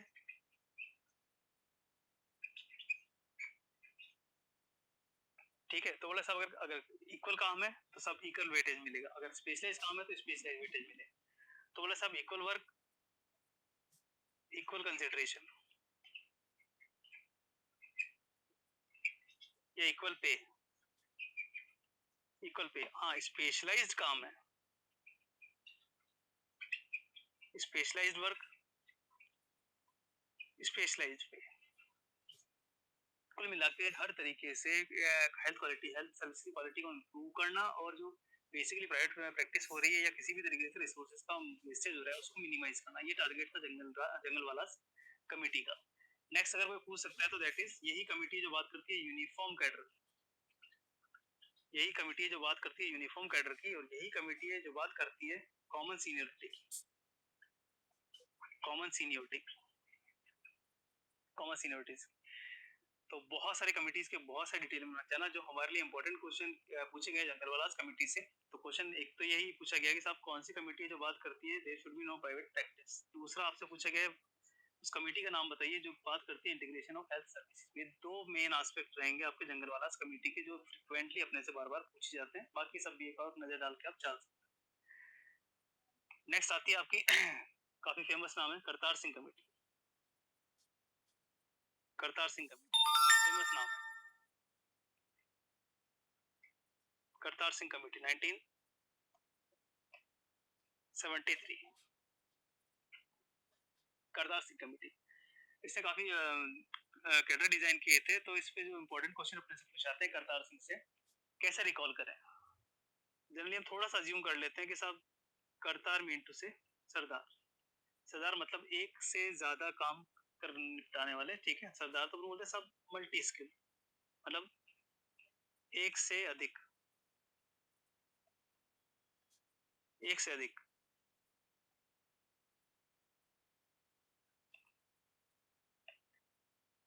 ठीक है। मतलब करतार मतलब सरदार मतलब आपको सिर्फ इतना दिमाग में लाना है कि हाँ सब कुछ एक कुछ हटके कुछ विशिष्ट कुछ एक से ज्यादा, ठीक है। एक से ज्यादा अगर आपके दिमाग में आ जाता है तो एक वर्ड सिर्फ जुबान पे आना है, काफी फेमस हो चुका है, ठीक है, that is multi, multi purpose worker, multipurpose worker MPW, multipurpose worker, ठीक है। कैसे भी साम नाम दंड भी जैसे भी आपको रिकॉल होता है रिकॉल कीजिए। वो कह रहा है करतार सिंह कमेटी क्वेश्चन ज्यादा आते हैं इससे। कह रहे करतार सिंह मिंटू से सरदार मिंटू से एक से ज्यादा इसके लिए कुछ हटके विशिष्ट काम करने वाले। तो आप बोलेंगे साहब एक कंसेप्ट आया था मल्टीपर्पज, मतलब एक आदमी अगर एक से ज्यादा कार्यों को कर सकता है तो मिनिमम रिसोर्सेज के साथ मैक्सिमम आउटपुट आ सकता है। तो उसने कंसेप्ट दिया मल्टीपर्पज वर्कर का, फेमस क्वेश्चन है।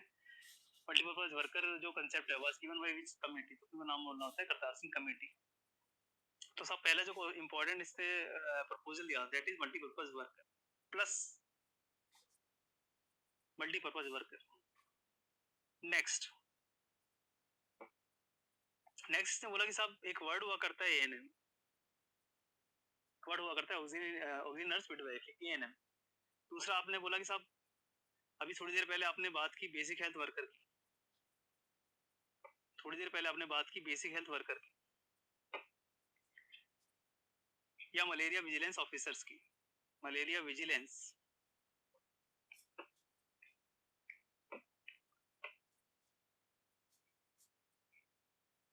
मलेरिया विजिलेंस वर्कर्स की बात, या फिर इम्यूनाइजेशन करने वाले वैक्सीनेटर्स, या फिर वैक्सीनेटर्स, मतलब बहुत सारे नाम है वैक्सीनेटर्स, ठीक है, या फिर हेल्थ असिस्टेंट्स। कोई बात नहीं, हम लोगों को इनसे ज्यादा मतलब नहीं है, अपने को सिर्फ अपने काम से वो है।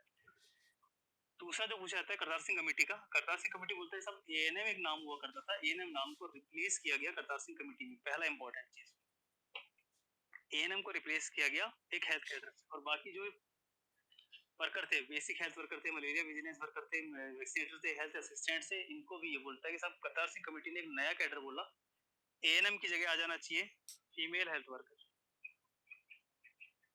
फीमेल हेल्थ वर्कर, और ये बाकी जो नाम है इनकी जगह आ जाना चाहिए मेल हेल्थ वर्कर।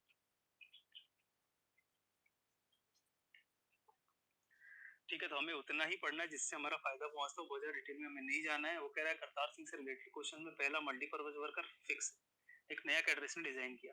दूसरा जो इसने चेंज किया, इसने बोला साहब एएनएम जो है, एएनएम को रिप्लेस करो, एएनएम की जगह होना चाहिए फीमेल हेल्थ वर्कर। ऐसे ही बोल रहा है कि साहब basic health worker, malaria vigilance या वैक्सीनेटर या बहुत सारे जो भी नाम थे उनसे तो लेना देना नहीं है, पर इसने एक नया कैडर बोला कि साहब ये जो काम कर रहे हैं उनकी जगह सिर्फ एक होना चाहिए मेल हेल्थ वर्कर। तो क्वेश्चन नंबर सेकंड, एक फीमेल हेल्थ वर्कर, दूसरा मेल हेल्थ वर्कर। तो कह साहब कहाँ जरूरत पड़ेगी इनकी, तो साहब नेक्स्ट उसने बोला कि साहब कम से कम 50,000 की पॉपुलेशन पर एक होनी चाहिए पीएससी, और कम से कम 15 से 16 होने चाहिए सब सेंटर, और एक जो सब सेंटर होगा उसकी पॉपुलेशन रहेगी 3 से 5,000, 3 से 5,000। एक ये कंसेप्ट दिया इसने कि साहब 50,000 की पॉपुलेशन पे एक पीएससी होनी चाहिए, 15-16 सब सेंटर्स होने चाहिए ऑलरेडी, और एक सब सेंटर जो होता है वो 3,000 की 5,000 की पॉपुलेशन पे होना चाहिए। सब सेंटर पे जो स्टाफ होगा वो होगा ये, सब सेंटर पे 2 जने होंगे, सब सेंटर पे 2 जने होंगे, एक को आप बोलोगे मेल हेल्थ वर्कर, एक को आप बोलोगे फीमेल हेल्थ वर्कर। तो ये कुछ चेंजेस है जो बेसिकली करतार सिंह कमेटी ने बनाए हेल्थ सिस्टम में। पहला मल्टीपर्पज वर्कर, दूसरा एएनएम की जगह होना चाहिए फीमेल हेल्थ वर्कर, और बाकी जो आपके वर्क कैडर हैं, बेसिक हेल्थ वर्कर हुआ, वैक्सीनेटर हुआ, मलेरिया विजिलेंस ऑफिसर हुआ, हेल्थ असिस्टेंट हुई, इनकी जगह होना चाहिए male health worker. Population norms के लिए 50,000 की पॉपुलेशन पे एक बोला गया पीएससी, ठीक है, और 3 से 5,000 की पॉपुलेशन पे होना चाहिए सब सेंटर, सब सेंटर पे 2 जनों का स्टाफ होगा, एक होगा आपका मेल हेल्थ वर्कर और एक होगा फीमेल हेल्थ वर्कर। और क्या एडिशनल पॉइंट्स हो सकते हैं करतार सिंह कमेटी से लेके, एक इसने बोला कि साहब जो आपने फीमेल हेल्थ वर्कर बोला है बेसिकली, ठीक है, तो आपके जो 3-4 फीमेल हेल्थ वर्कर्स है, आपके जो 3-4 फीमेल हेल्थ वर्कर्स हैं, उनपे होगा आपका एक फीमेल हेल्थ एडवाइजर। ऐसे आपके 3-4 मेल हेल्थ वर्कर पे होगा एक male health advisor, male health adviser.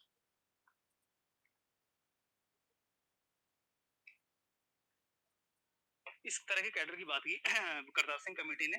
Last जाते जाते सिर्फ एक चीज बोल के गया कि साहब जो आपका फीमेल हेल्थ एडवाइजर रहेगा उसे ही बोला जाएगा आगे चल के लेडी हेल्थ विजिटर, उसे ही बोला जाएगा आगे जाके lady health visitor, LH, lady health visitor.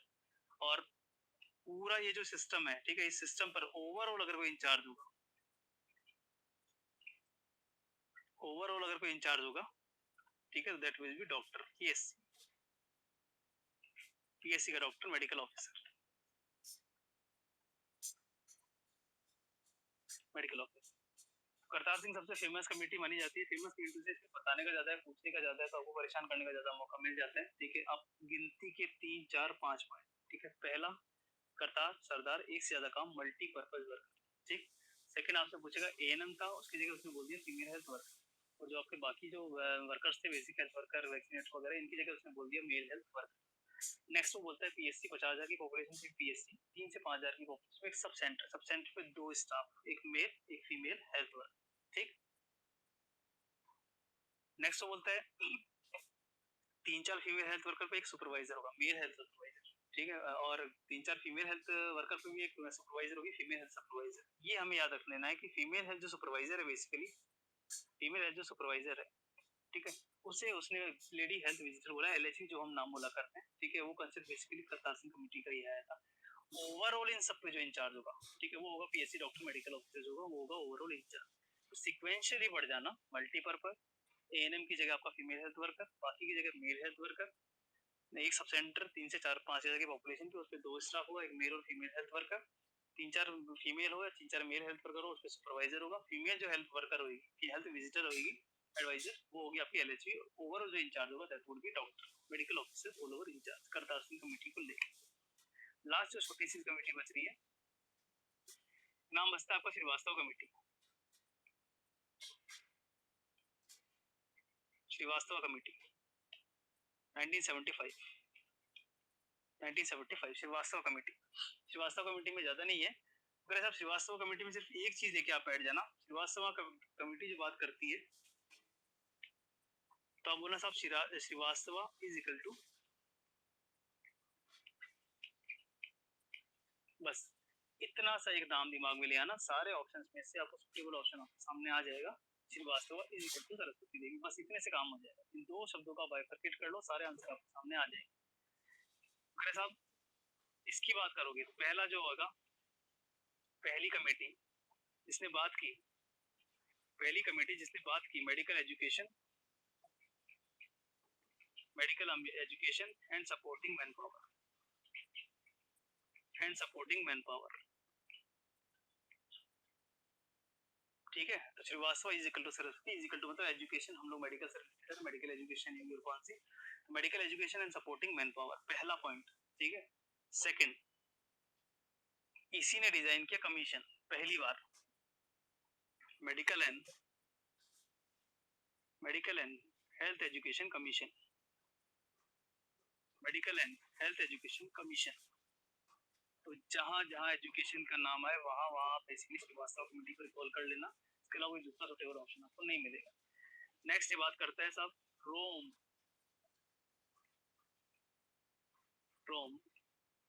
रोम का मतलब ही वही है, रीओरिएंटेशन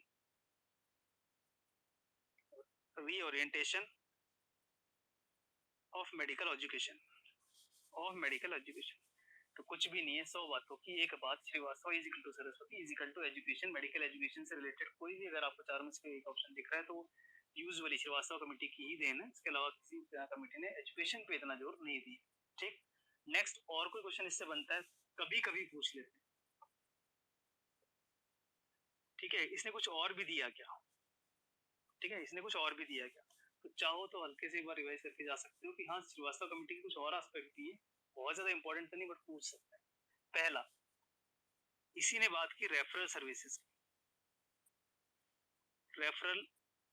सर्विसेज की कॉम्प्लेक्स, मतलब अभी तक किसी भी कमेटी में रेफरल जो सर्विसेज है उनको जोड़ नहीं दिया गया था, श्रीवास्तव कमेटी का एक एस्पेक्ट ये भी है, दिमाग में रख सकते हो, रेफरल का जो सर्विसेज कॉम्प्लेक्स है उसकी बात भी श्रीवास्तव ने की थी। और कोई वर्ड, सब इसी ने बोला कि 2 कैडर होने चाहिए, इसी ने 2 कैडर इसी की देन है, एक होता है सेमी प्रोफेशनल, एक होता है पैरा प्रोफेशनल, होता है पैरा प्रोफेशनल वर्कर्स, ये भी श्रीवास्तव की ही देन है। श्रीवास्तव कह रहे हैं सब कम्युनिटी में से ही सिलेक्ट किए जाते, कम्युनिटी में से ही सिलेक्ट किए जा सकते हैं 2 कैडर जो कि बेसिकली कम्युनिटी और हेल्थ सर्विस को आपस में जोड़ेंगे। तो चाहो तो नाम याद रख दो, एक सेमी प्रोफेशनल वर्कर बोले जाते हैं, दूसरे पैरा प्रोफेशनल वर्कर बोले जाते हैं, ये श्रीवास्तव कमेटी की देन मानी जाती है। लास्ट हद से ज्यादा अगर आपसे पूछ सकता है तो एक वर्ड पूछा जाता है विलेज हेल्थ गाइड, कि सब विलेज हेल्थ गाइड का जो कंसेप्ट है वो कौन सी कमेटी है, विलेज हेल्थ गाइड VHG, ये कौन सी कमेटी की देन है, विलेज हेल्थ गाइड, ठीक है, श्रीवास्तव कमेटी की देन है, ठीक है। तो आपको नाम याद रखने, सन रिकॉल करने और एक दो सबके स्पेसिफिक पॉइंट है, आपको उन टॉपिक्स पे ही जनरली अपनी नजर बनाए रखना है, इनमें बहुत ज्यादा एक्सप्लेनेशन का कुछ नहीं है, बट जो क्वेश्चन है वो स्पेसिफिक है, हर कमेटी की कोई ना कोई स्पेसिफिक खासियत है जो हमसे एग्जाम में पूछी जाती है। लास्ट जो बचती है दैट इज लास्ट आपकी बचती है कृष्णा कमेटी 1983, ठीक है। कृष्णा कमेटी छोटी सी बात करके गई थी अर्बन रिवैम्पिंग स्कीम की, कृष्णा कमेटी बात करती है अर्बन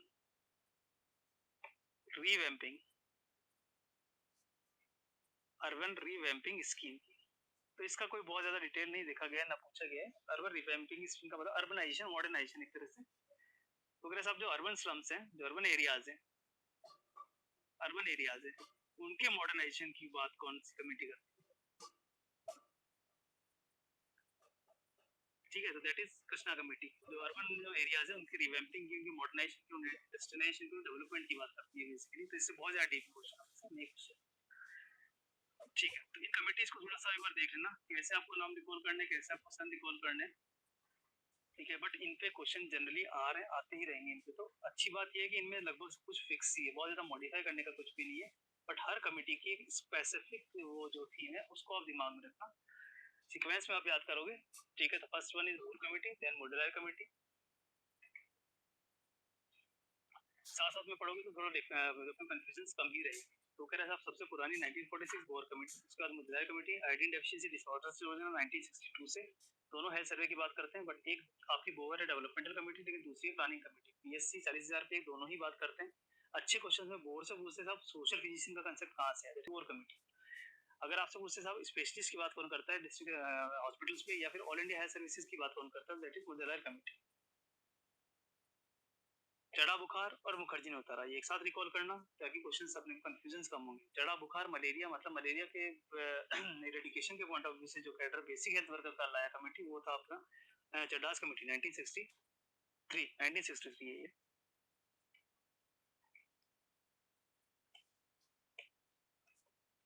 और अगर बात करें अपन मुखर्जी कम्युनिटी की, जो उसने किया उसी को आप कैरी फॉरवर्ड करो। वो कह रहे साहब जो आप चड्डास कमेटी थी उसने फैमिली प्लानिंग के लिए, वाइटली स्टेट के लिए, मलेरिया के लिए, सबके लिए बेसिक हेल्थ वर्कर को लगा दिया था, ये ठीक नहीं है। मुखर्जी ने बोला दोनों को अलग कर दो, दोनों का स्टाफ अलग कर दो और बेसिक हेल्थ सर्विसेज को ब्लॉक लेवल पे पहुंचा दो। ये बात की मुखर्जी ने 1965-1966 में। नेक्स्ट आप बात करते हैं जंगलवाला कमेटी। जंगलवाला, जंगलराज, no private practice, integration of health. इतना ही पूछा जाता है जनरली, ज्यादा पूछे तो बोल देना समान काम समान पे, स्पेशल का स्पेशल काम है स्पेशल पे मिलेगा, यूनिफॉर्म कैडर होगा, सीनियोरिटी होगी। ठीक है, इंटीग्रेशन की इसने बात की, सिस्टमेटिक पैटर्न की इसने बात की। करतार सिंह सबसे ज्यादा मल्टीपर्पज वर्कर, एएनएम की जगह फीमेल हेल्थ वर्कर, बाकी सब वर्कर की जगह मेल हेल्थ वर्कर, एक सब सेंटर 3 से 4 हजार की पॉपुलेशन में 50,000 पे पीएससी। उसके बाद बोल रहे हैं साहब फीमेल हेल्थ वर्कर की बात करें, 3-4 फीमेल हेल्थ वर्कर पे होगा मेल है फीमेल हेल्थ एडवाइजर, और अगर बात करें 3-4 मेल हेल्थ वर्कर तो उस पर होगा मेल हेल्थ एडवाइजर। हाँ, एक बात इसने जरूर की थी कि सब फीमेल हेल्थ एडवाइजर को एलएचवी कंसिडर किया जाना चाहिए। ओवरऑल अगर कोई इंचार्ज रहेगा तो मेडिकल ऑफिसर ही रहेगा, ये हम समझते हैं। श्रीवास्तव मतलब सरस्वती देवी, मतलब एजुकेशन की बात, medical education, health education, reorientation of medical education, ROME जो बहुत सबसे ज्यादा पूछा था, reorientation of medical education, Srivastava committee. इसने कुछ दिया भी, हाँ 2-3 इसने चीजें दी, एक रेफरल सर्विस कॉम्प्लेक्स, दूसरा 2 कैडर कम्युनिटी से ही लिए जाएंगे, प्रोफेशनल एंड प्रोफेशन, एक इसने नया वर्ड दिया विलेज हेल्थ गाइड, और लास्ट छोटी सी जो पूछी जाती है that is Srivastava Krishna committee. Krishna committee बोलती है कुछ नहीं, अर्बन एरियाज के रिवैम्पिंग के लिए, मॉडर्नाइजेशन के लिए, इंडस्ट्री के डेवलपमेंट के लिए बेसिकली कुछ कांसेप्ट ही प्रोपोजल्स दिए गए थे, उनको फॉलो किया गया, दैट इज कृष्णास कमेटी 1983। एक छोटे मोटे बजाज है वो भी हम देख इस तरीके से। कमिटीज के अपन नाम, सन और दो तीन जो पॉइंट है वो तो अपने को दिमाग में रख के जाने ही है एग्जाम में जाने से पहले। ठीक है, तो आप इसे थोड़ा सा एक बार रिवाइज कर लीजिएगा, उसके बाद चीजें आसान लगेगी। नेक्स्ट हम आते हैं साहब, अगर हेल्थ केयर की बात करें इंडिया में, तो सब इंडिया का हेल्थ जो केयर है सिस्टम है, वो एक बहुत ही इंपॉर्टेंट वर्ड की बात करता है, primary health care. Primary health care, primary health care अपने आप में बहुत सारे क्वेश्चंस लेके आते हैं। आपको हमेशा पता है कि प्राइमरी हेल्थ केयर से रिलेटेड बेसिकली इंपॉर्टेंट नॉलेज जो है अपने एग्जाम में पूछे जाते हैं। क्वेश्चन नंबर फर्स्ट आपसे जो पूछा जाता है इंपॉर्टेंट, कंसेप्ट कहां से, तो आप बोलते हैं सब हाँ याद तो है 1978, एक नाम याद हमको रखना होता है दिमाग में, दैट इज अल्मा आटा डिक्लेरेशन। अल्मा आटा डिक्लेरेशन, एक तो ये शब्द अपने को दिमाग में रखना है। 1978 प्राइमरी हेल्थ केयर का जो कंसेप्ट है बेसिकली, वो कंसेप्ट किस कमेटी, कौन सी असेंबली, कौन सी मीटिंग, कौन से ईयर में बेसिकली डिस्कस किया गया, तो एक छोटा सा दिमाग में सन रखना है 1978। और अलमाटा जो मीट हुआ था, डिक्लेरेशन हुआ था बेसिकली वर्ल्ड हेल्थ असेंबली, उसमें डिस्कस किया गया। गोल क्या था, गोल था साहब सभी को हेल्थ फॉर ऑल, ठीक है, bye the year of 2000, bye the year of 2000। तो प्राइमरी हेल्थ प्लानिंग में, प्राइमरी हेल्थ केयर में अपने से पूछते कि साहब ये जो बेसिकली कंसेप्ट आया था ये कहाँ, कौन सी मीट हुई थी, कहाँ हुई थी, कहाँ डिस्कस हुआ, तो एक सन याद रखना होता है 1978 अल्बर्टा डिक्लेरेशन है बेसिकली वर्ल्ड हेल्थ असेंबली 1978 में। और इसका जो प्राइम जो मोटो था, प्राइम टारगेट का, वो तो ये था कि 2000 तक, ठीक है, सभी को, ठीक है, एक सुगम, एक स्वस्थ अगर जीवन चाहिए तो उसके लिए क्या प्रयास किए जा सकते हैं, तो उसको अपन बोलते हैं health for all by the year of 2000 AD. Health for all by the year of 2000 AD. हमारे काम की क्या क्या क्वेश्चन है वो हमें पता होना चाहिए। तो भैया प्राइमरी हेल्थ केयर को लेके, प्राइमरी हेल्थ केयर के लेके चार तो आपको याद रखना है, 4A, चार तो आपको याद रखना है, 4A। चार तो आपसे पूछ जाते हैं hallmark. What are the hallmarks, what are the hallmarks of primary health care. Primary health care में हमेशा चार ए तो प्रेजेंट होने ही चाहिए। जब भी जहाँ भी आप primary health care services provide करवा रहे हो, तो ये चार जो वर्ड है, रिलेटेड टेक्नोलॉजिकल वर्ड है, ये हमेशा साउंड होने चाहिए। तो चार तो आपको याद रखना है। ए ऐसे बोलता है कि साहब चार ही आपको याद रखना है प्रिंसिपल्स, चार ही आपको याद रखना है प्रिंसिपल्स या पिलर्स, या पिलर्स। तो जब भी प्राइमरी हेल्थ केयर का क्वेश्चन आ रहा है तो rule of four, rule of four ये दिमाग में ले आना। कोई ना कोई क्वेश्चन तो अटकना ही है इनमें से। तो अगर साहब चार तो ए हैं जो हमको दिमाग में रखे, हमको दिमाग में रख के जाने घर से प्राइमरी हेल्थ केयर के लिए, और चार ही प्रिंसिपल्स है, पिलर्स हैं, ठीक है। ये चारों अपनी अपनी जगह पूछे जाते हैं, बस कंफ्यूज मत हो जाना। हॉलमार्क्स क्या क्या है, चार हॉलमार्क्स 4A, चार हॉलमार्क्स आपसे पूछे जाएंगे 4A। देखो कौन नहीं है वो बता देता हूँ।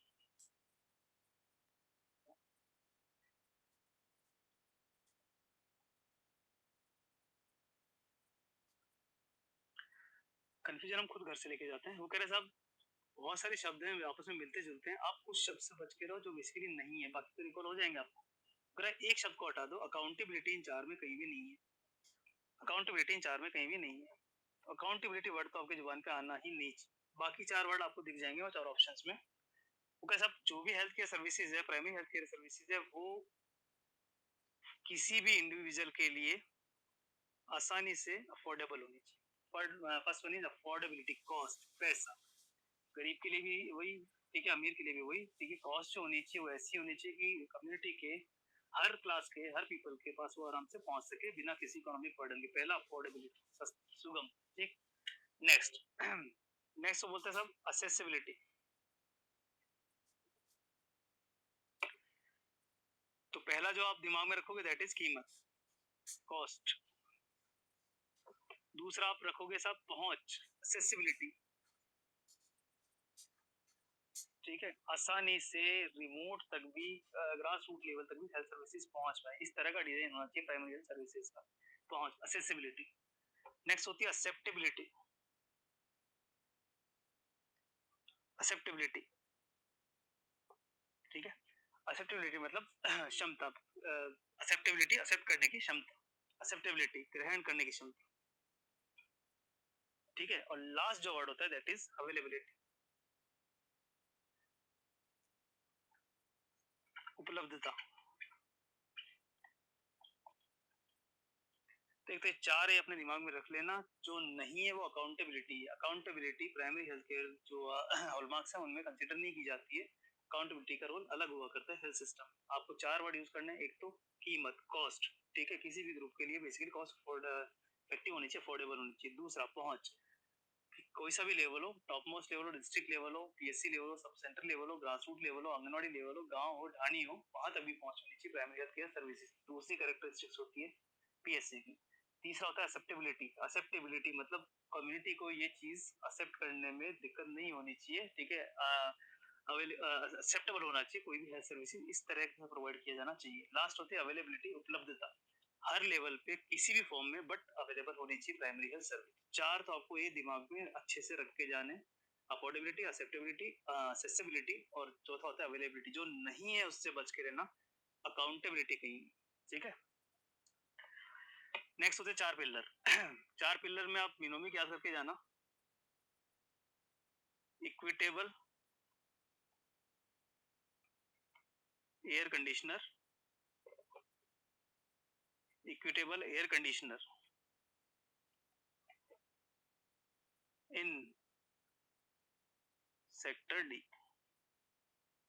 चार प्रिंसिपल्स, ठीक है, चार प्रिंसिपल्स मान लो, चार पिलर्स मान लो जो अपने से पूछे जाते हैं कि साहब व्हाट आर द मतलब all are the principles of primary health care except one, ठीक है, which of the following is the component और प्रिंसिपल और pillar of the primary health care. तो उसके लिए आप बोलना साहब, पहला वर्ड आएगा इक्विटेबल,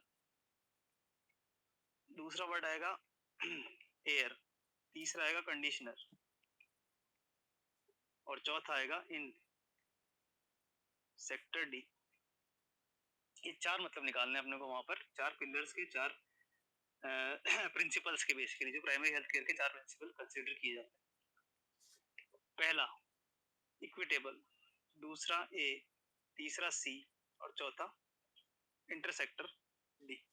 क्या मतलब निकाल सकते हैं शब्दों का, वो तो चार में से आप वहां देखोगे तो आप रिकॉल कर जाओ। पहला कह रहा है इक्वल और इक्विटेबल में फर्क होता है। आप जिसके पास ज्यादा है उसको भी दे रहे हो, आप जिसके पास कम है उसको भी दे रहे हो, ऐसे तो कभी विविधता दूर नहीं होने वाली। हाँ, ये जरूर हो सकता है कि जिसके पास कम है उसको आप ज्यादा दो, जिसके पास ज्यादा है उसको आप कम दो, ताकि सब एक लेवल में आ जाए। समझ रहे हो? इक्विटेबल का मतलब इक्वल नहीं है, इक्विटेबल मतलब बराबर नहीं होता है, इक्विटेबल मतलब कम को ज्यादा, ज्यादा को कम। इक्विटेबल कह रहे हैं साहब जिसके पास कम है उसे आप थोड़ा ज्यादा दे दो, जिसके पास ऑलरेडी ज्यादा है उसे आप थोड़ा कम दे दो। फायदा क्या होने वाला है? फायदा ये सारे बराबर हो जाएंगे, ठीक है, फायदा ये सारे बराबर हो जाएंगे। तो इस तरह के डिस्ट्रीब्यूशन को क्या नाम दिया जाना चाहिए? तो अपन बोलते हैं साहब जो पहला प्रिंसिपल होता है प्राइमरी हेल्थ केयर का वो होता है इक्विटेबल डिस्ट्रीब्यूशन। पहला जो बेसिकली प्रिंसिपल होता है दैट इज इक्विटेबल डिस्ट्रीब्यूशन। इसका मतलब हमको समझ में आता है कि हाँ साहब सबको बराबर मत दो, जिसको कम है उसको थोड़ा ज्यादा, उसको ज्यादा को थोड़ा सा कम, ताकि सब एक लेवल में आ जाए। तो पहला जो प्रिंसिपल बनता है प्राइमरी हेल्थ केयर का वो बनता है इक्विटेबल डिस्ट्रीब्यूशन। दूसरा बोलता है कि साहब अगर आप अप्रोप्रिएट अपग्रेडेड टेक्नोलॉजी के साथ काम करोगे, ठीक है, तो रिजल्ट फार बेटर और जल्दी नजर आएंगे। तो दूसरा जो होता है component that is appropriate technology. आप जो सर्विसेज दे रहे हो, हेल्थ सर्विसेज दे रहे हो, उससे आप ओवर द टाइम आप अपग्रेड करते जाओ, ठीक है, टेक्निकली, जिससे बेसिकली उसका जो यूटिलाइजेशन होगा मैक्सिमम बेनिफिट पहुंच जाएगा। नेक्स्ट सी बोलता है कि यार सिर्फ हेल्थ सिस्टम काम करे, इससे तो बहुत ज्यादा बेनिफिट बहुत लॉन्ग टर्म तक नहीं नजर आने वाले चाहिए, ठीक है। तो जितना हेल्थ सिस्टम एफर्ट कर रहा है थोड़ा कम, लेकिन कम्युनिटी भी एफर्ट करे तो शायद ऑल ओवर कम्युनिटी हेल्थ को जल्दी बेनिफिट हो सकता है। तो तीसरा बोलता है कि साहब तीसरा इंपॉर्टेंट जो प्रिंसिपल माना जाता है that is community participation, that is community participation. पहला इक्विटेबल डिस्ट्रीब्यूशन, दूसरा अप्रोप्रिएट टेक्नोलॉजी, तीसरा बोलता है कम्युनिटी पार्टिसिपेशन। तीसरा important principle primary health care का कम्युनिटी पार्टिसिपेशन। और लास्ट होता है कि साहब एक सेक्टर को आप दूसरे सेक्टर से लिंक करें। एचआईवी के अगर पेशेंट्स में टीबी को डायग्नोज किया जाए, टीबी के पेशेंट्स में एचआईवी को डायग्नोज किया जाए, तो ऑल ओवर डिजीज जो वर्डन है वो बेटर वे में कंट्रोल किया जा सकता है। तो एटलीस्ट जो हो सकते हैं सर्विसेज या कैटर, उनको तो आप कम से कम आपस में इंटीग्रेट करो, ताकि अपना जो हेल्थ सर्विस का जो मोटिव है वो सोल्व हो पाए। लास्ट जो अपना बच्चा है दैट इज इंटर